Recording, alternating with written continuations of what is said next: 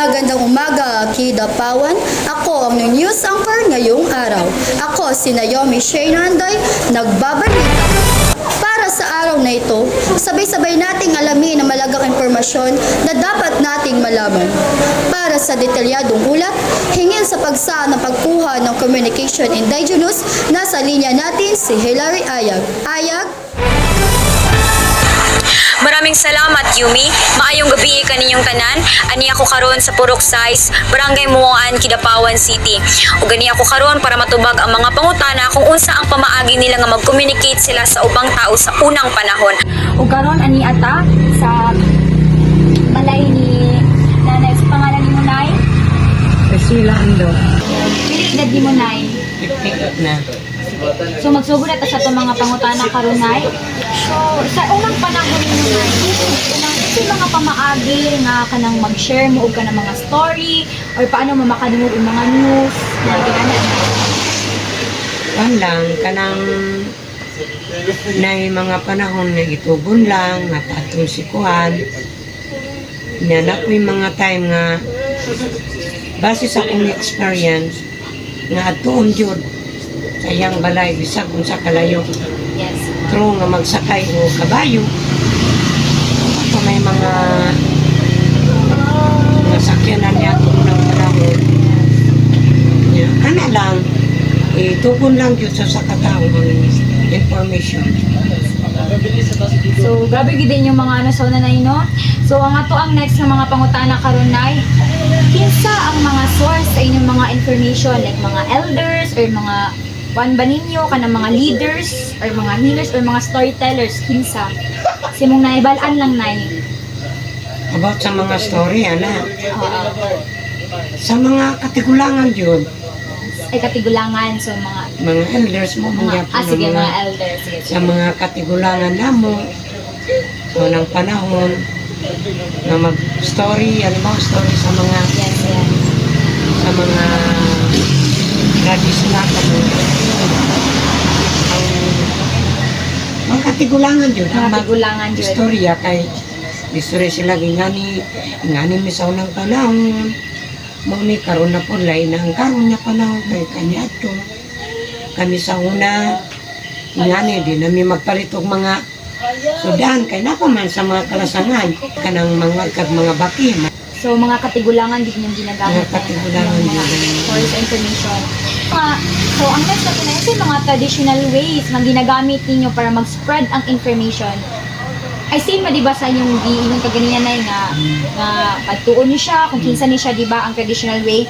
Ang uban po na nga sa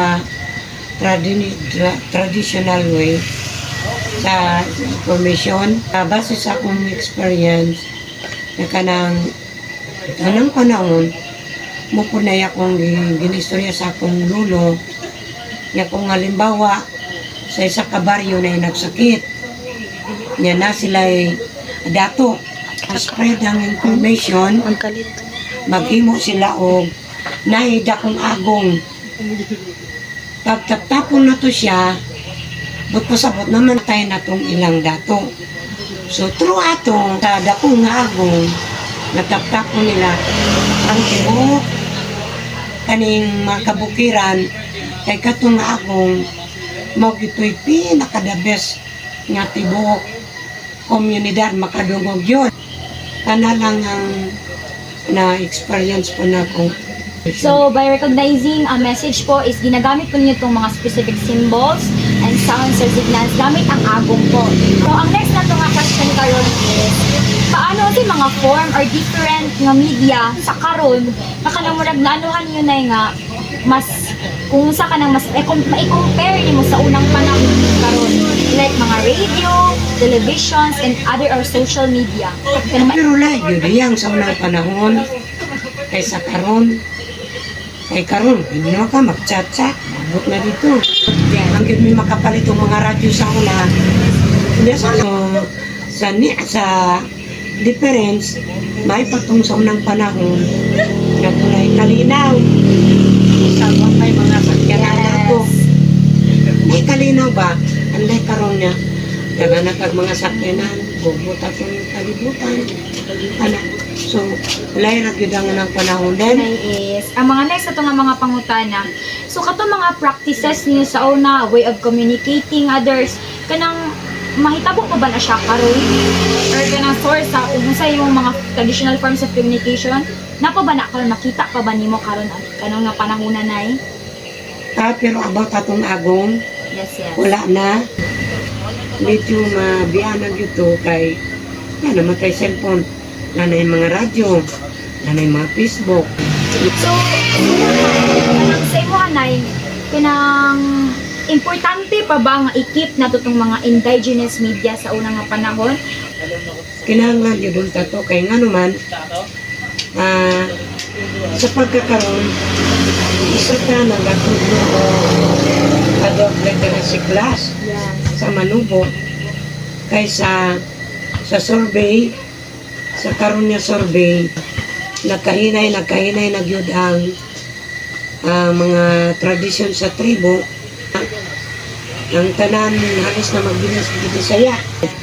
Importante yun to para sa mo sa tribo nga mabalik yun to ang mga kultura sa tribo. Kanang karon itagaan ti ka og time nga moatubang sa atong kamera karon para tagaan nimong advice ang mga younger generation karon nga i-respect ug i-preserve ang mga ging-ani nga mga traditional way of communication. So tagaan nimo sila og time, istoryahan nimo sila kung unsay mga pwede nimong ma-advise sa atong mga younger generation.